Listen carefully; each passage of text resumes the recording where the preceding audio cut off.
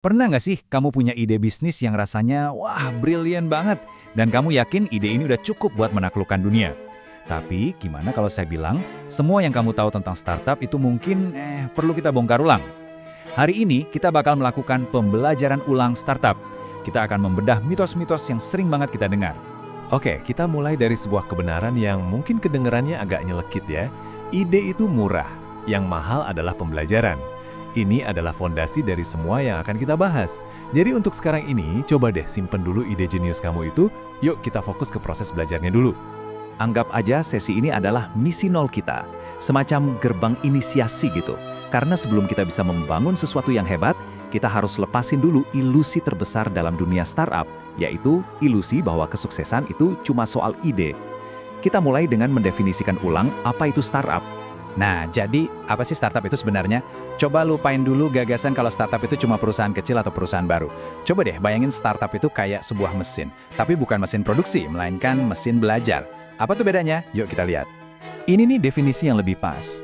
Startup adalah sebuah organisasi yang dibentuk untuk mencari model bisnis yang bisa diulang-ulang dan bisa berkembang pesat. Kata kuncinya di sini, dengerin baik-baik ya, adalah mencari. Artinya apa?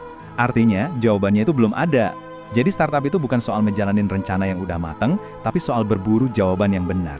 Jadi, kalau startup itu sedang mencari apa dong yang sebenarnya mereka cari, mereka itu nggak cuma cari duit atau cari pelanggan loh. Pencarian mereka itu jauh lebih fundamental dari itu.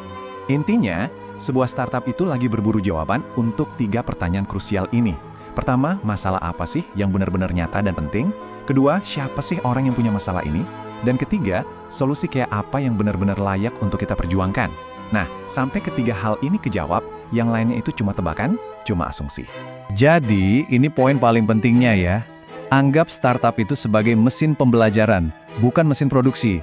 Di tahap-tahap awal, tujuannya itu bukan buat memproduksi barang atau jasa sebanyak-banyaknya. Bukan. Tujuannya adalah untuk belajar secepat mungkin tentang masalah, pelanggan, dan solusi yang tepat. Oke, kita lanjut ke bagian berikutnya. Inovasi.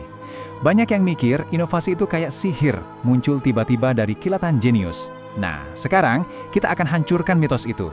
Inovasi itu sebuah disiplin, bukan sihir.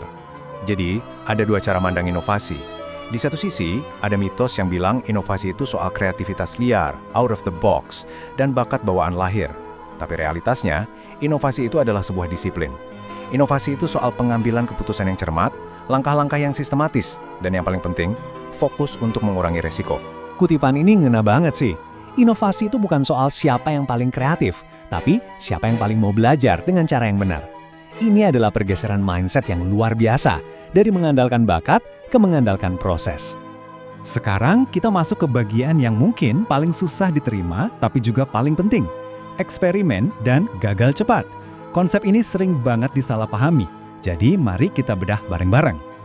Oke, ini aturan main yang baru. Di dunia startup yang sebenarnya, kesalahan itu nggak dihukum.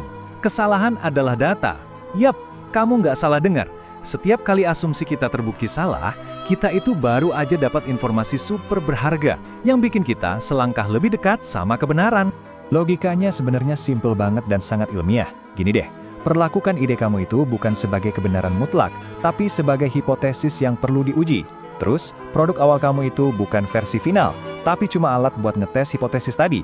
Dan yang terakhir, pengguna kamu, merekalah satu-satunya sumber kebenaran, bukan pendapat kita. Nah, ini nih jargon yang sering banget kita dengar, gagal cepat. Artinya apa sih?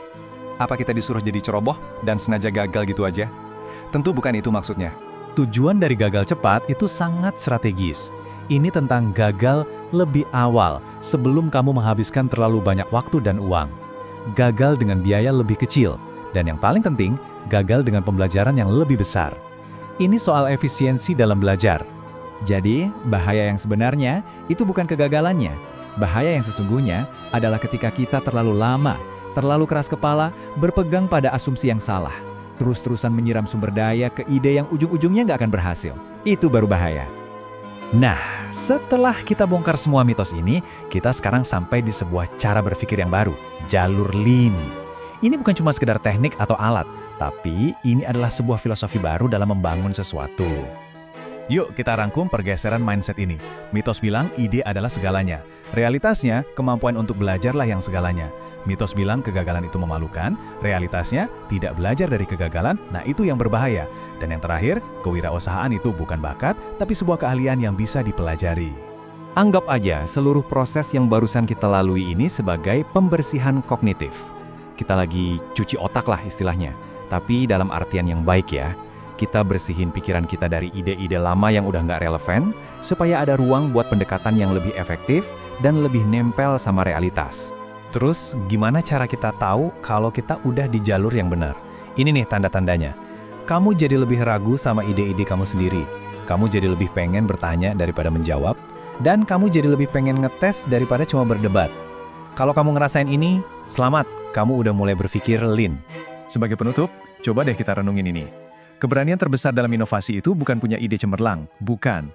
Keberanian terbesar itu adalah punya nyali buat menguji keyakinan kamu sendiri dan siap menerima kenyataan pahit kalau kamu mungkin salah. Itulah awal dari inovasi yang sesungguhnya.